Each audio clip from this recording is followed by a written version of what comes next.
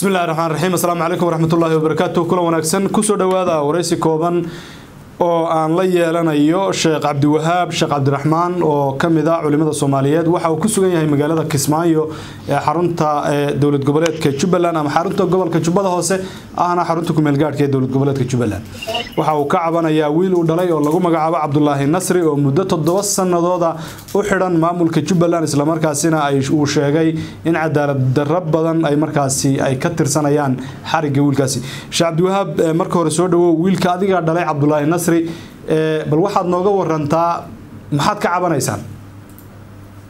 waan dhawahay waxa weeyaan waxaan ka cabanaynaa ninkaas 7 sano buu xiran yahay masabid buu ku xiran yahay nin Khalid Leeyaba kolka hore dambigan ee masabidka u sameeyay Axmed Madoobe iyo iska kaashaday dhibkan kada muddada 7 sano ana waxaanu bariyeynay wax walba intaanu dhinac walba ka maray maxkamad ninka la keeno marka muddo dheer kolkii la bariyahay ilaa 3 sano Axmed wuxuu yiri maxkamadda militariga geynina hadaan geynina waa la dilayaa hadii uu dambi qaba hal la dilo meedkiisa hana la siiyaan go'aan ku qaadanay keen baanid maxkamadda buu kale kolkii yireen baritaan maxkamadda qaadaynaa buu Axmed joojiyo maxkamadda hal la joojiyo hadana isaga yimid qolada maxkamadda wada hadleen muddo ka bacdi ba hadana qolada maxkamadda noo yeedhayna waxay yireen baritaan maxkamadda qaadayna 4 saac maxkamadda dhageysigeeda loo yimaado 4 saac kolkaan meesha tagna hadana la waa la diiday maxkamadda madaxweynuhu uu diiday ka bacdi xigtadii noogu xigtay loo tagay wuxuu yiri maxkamad baan joogin maxkamad baan raadinhayaa 4 sano muddo gaadha hadda wixii la arkay wuxuu yiri maxkamad baan deedeeyaa war maxkamad baa ku joogta waa kuwa way joogan waa maxkamadda militariga maal walba iyaga wax xukuma qaaliban ku nahay ha xukunto ninka wixii lagu helo intaas aanu bariyeynaa 4 sano ee dambana 4 sano ilaa iyo hadda waxaan nolaanahay wax la yiraahdo maxkamad ninka inta la keeno haduu dambi qabin lagu cadeeyo la yiraahdo dambigaas ninkan qaba hadii aanu dambi qabin la sii daayo intaas aanu 4 yaanu 7 sano bariyootamayna 7 sano la leeyahay marka dhibkaas aan ka cabanaynaa way Sheekh Cabdi Wahaab Cabdullaahi Nasri adiga dhalay Soomaa way bal waxaad ii sheegtaa muxuu qaban jiray wiilkaagu inta aan la qabanin ka hor ninkan horta waa nin xaafid quraana waa nin jaamacad ka baxay dugsiga iyo dugsiga dhexe hoose wuxuu kaga baxay xamar jaamacadana Kismaayo kaga baxay ka bacdi aanoon ogeyn buu ku beeray ururkan kada Axmed Madoobe ciidankiisa uu ku beeray waliba aanu sheego waan kala tiri waxaan ku yiri wax ciidan la yiraahdo ku beeray meel dooniba ha ahaade annagu ogeyn buu isaga kala la shaqeeyay Axmed Madoobe kuna beeray isagana gacanta ku haysto muddadaas oo dhan haystay ka bacdina sidoo isagu uu haystay uu xiray marka waxaad ka wadaa markii hore adoon ogeyn baa wuxuu ka mid noqday ciidanka dawlad goboleedka Jubbaland kadibna isagoo ciidan oo askari ah la xiray waayahay wiilkaaga Sheekh Cabdi Wahaab waxyaabaha lagu eedeeyay waxa kamid ah intaan ogahay in uu ka dambeeyay dilka nin oday ahaa Allahu naxariisto lagu magacaabi jiray Cabdullaahi Dalab oo reer Kismaayo ahaa oo ragii dilayna la soo qabtay in dilkiisa uu wax ka ogaa ayaa lagu eedeeyay adigu eedaasi miyaad ka bariyeelaysaa wiilkaagu inuu eedaa galay waxaan u bariyeelaynin maxkamad baan bariyeelay ama ku cadeyn lahayd maxkamadana ninka haysta diiday oo lagu kari waa laga samray waayo sababtoo ah anagu waxaan ognahay ninkaas hadii uu maxkamad keeno inuu dambiga uu sheegayo uu ku helaynin waayo waxaan ognahay ninka Khalid Leeyaba muddo dheer ninkan daba socdo kolba wax ku dacweynay isagoo ayna hawshan dhicin isaga yarna intuu xabsiga ku jiray maalin baan u tagay Axmed hatta waxaan ku iibuu kiis Kismaayo ka dhac walaalo hay la sugin oo tiraahdo Cabdullaahi baa ka dambeeyay waan ku arkaa adiga Khalid waxaad ila gaadaysan dambi intuu Kismaayo ka dhaca tiraahan Cabdullaahi Nasri baa ka dambeeyay ila gaadaysan walaalo hay ugu soo magaalada kaaga tagay saaxiban hatta ku iibuu maxaa naga dhaxeeyay buu marka hore uu sida ku leeyahay kullay wax ka dhaxeeyo noognahay ma jiro Khalid ninka leeyahay waxa ka dhaxeeyay ciidankii nabad sugidda mas'uuliyiintii joogay oo dhan oo meesha yimid waa la dhaafiyay isaga mooyinta kale oo dhan daga dhex taagnaa oo dhex joogay oo aan isagu ku dhis wax shaqo oo ka hayo uusan jirin isna wuxuu go'aansaday inuu meeshan dhaafiyo ninka kale oo meeshan dhaafiyo wali wuxuu ku talagalay in ninka la dilo oo dibatano saa lagu waayo way sababta wax garan kartaa inta goor ee intuu la saadlay meel hiblay isagoo miinaas ciidanku kor taagan yahay lama tirin karo nin miinaas ciidanku kor taagan yahay in xabad ku dhuftaan baaba fiicnaa ayaa qumaayay noqon lahayd Soomaa dad uu la joogo xataa waliba wuxuu ku yiri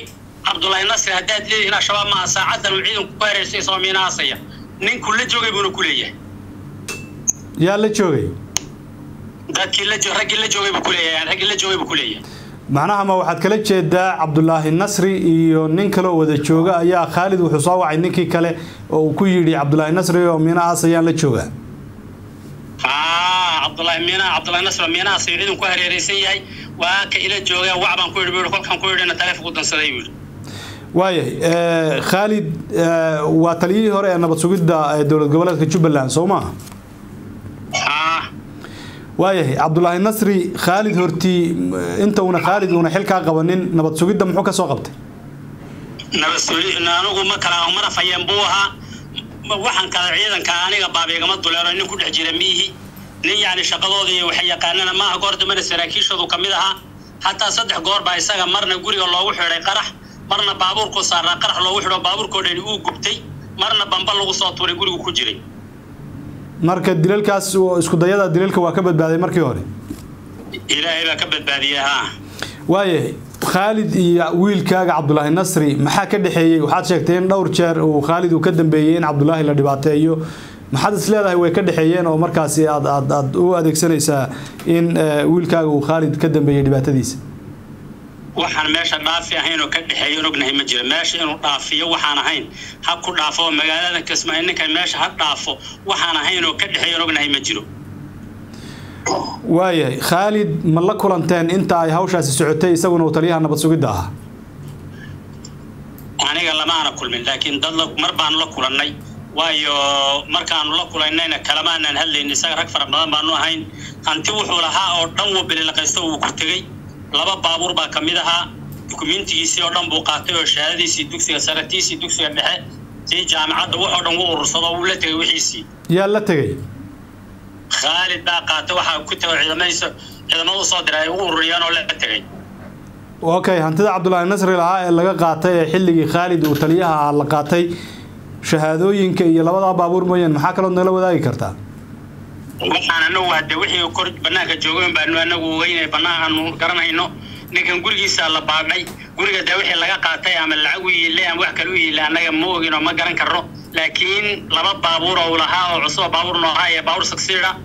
iyo dokumentigiisii wixii soo dhan waa la qaatay waayahay madaxweyne Axmed Madoobe marka alaabta waxaan ugu tagnay xoolaha dartood baan ugu tagnay laabtu noo garaacay wuxuu yiri hantida Abdullahi laga qaaday aniga qaba ana qaaday aniga li weydiin cid kale oo la weydiin ma jirto waana bixinayaa baabuurta iyo hantida Abdullahi waan celinayaa dibna muuna cid dambe oo qaabishayna ma jiro inta ka dambaysa laba nin oo reerka mar la kulantay oo weydiisay wuxuu yiri Axmed waxba kama ogeyn inuu shabaab yahay muuna ka warqabin ana u sheegay inuu shabaab yahay ana waliba ku yiraahdo ku dilaya haddaan iska qabanin laakiin inta ka dambaysa ninka si daawalay uu diiday intaas uu ku yiri niman ay sarkeen mar ma Khalid baa macnaha sida ku oranaya nimanka la kulmay Khalid baa ku oranaya nimanka la kulmay waay xilli uu ku oranaya ma intuu xilka tagay ama soo intuu xilka joogay intuna wali ka tagin laakiin waanu maleeyay inuu sansaanka u muuqday inuu ka tago waay marka ma waxa uu sheegay inuu Axmed Madoobe kula taliyay inuu sii daayo ninkaasi oo uusan dambi lahayn gadaashii dambe waan kula taliyay ninka inuu sii daayo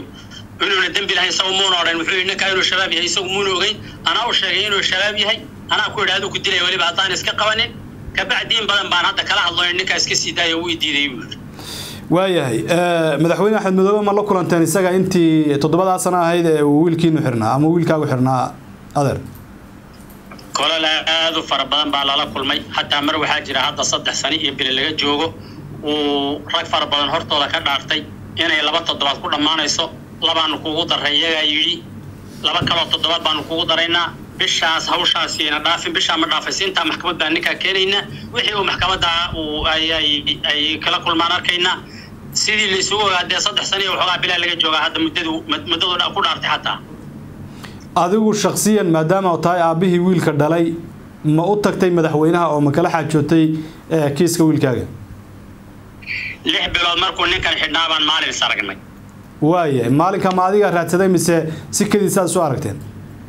أنا راديي مع محمد الله نحرسته بولي بقى عن أنت نوتة وحنقول نكر مريجي مع المحمد بيجي maalinta waxaana ogeyn hadee ninkana maanaan aragoo meel bay ku tuureen oo ku qabilteen nin la arkay oo wax la weydiiyay ma ahayn hadda qudheeda aragtaan aragnay tuu isagu ogaa ma ahayn laakiin kolkaaydan maanaan arag wuxuu igu akhriyay kolkaa wuu qiranaya Cabdullaahi dembigaas uu qiranaya kanu qiranaya waliba uu ku faantamaya kanu yahay waxa isugu akhriyay hawsha ana dhamaynaya maalmaha la isugu igu yiri haddii kaloodan isugaynin Kenya nasiile Kenya Simbuudi macnaha Kenya iga codsatay buu in wiilka aan ku wareejiyay iyaga ila iyaga ku wareejiyay iga codsadeen Kenya Simbuudi haddii aad yani maaragtay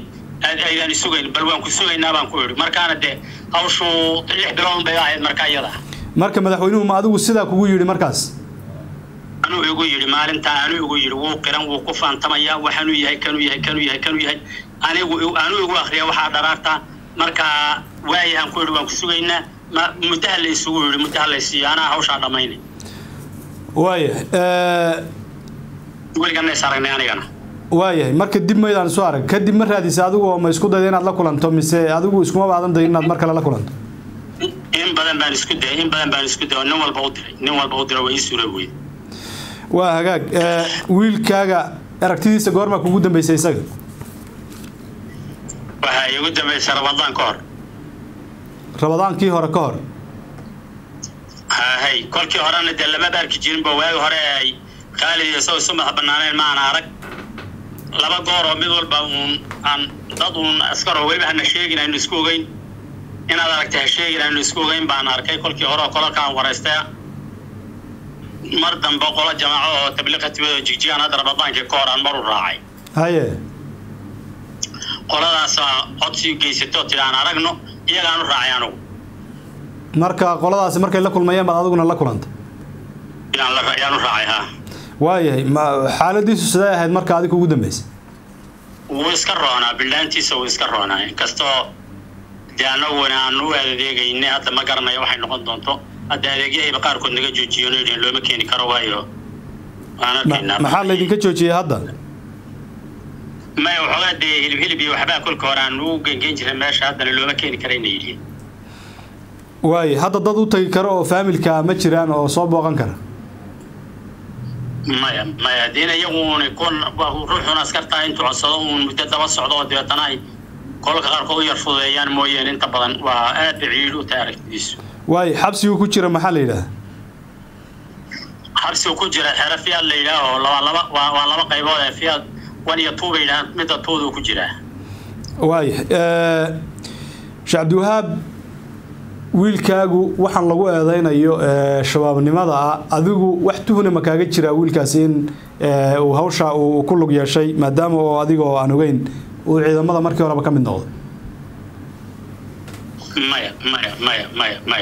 maya wax calaaqo leeyahay iyagoo shabaab ay joogan magaalada isna uu jaamacad dhigto iyo hanadooba banaanka joog la shaqeynayay banaanka isagoo ka jiro la shaqeynayay isaga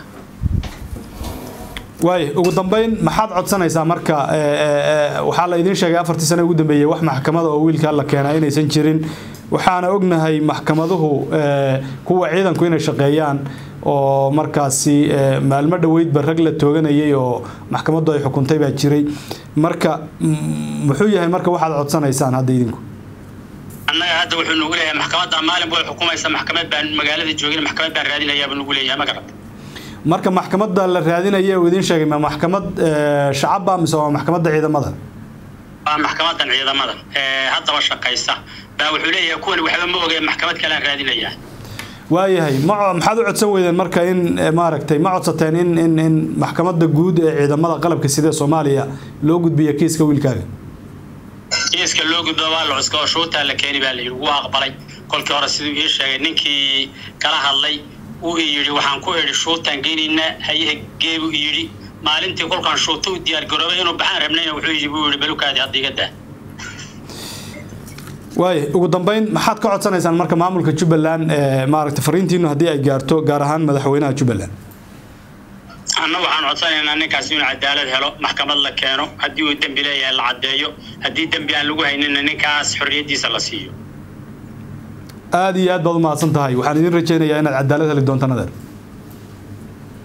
insha Allah hada mudan salaamu alaykum وحقاق انت عن كسو قبقبية ورئيسي قاركا أن لها شيخ عبد الوهاب الشيخ عبد الرحمن وآبها دالي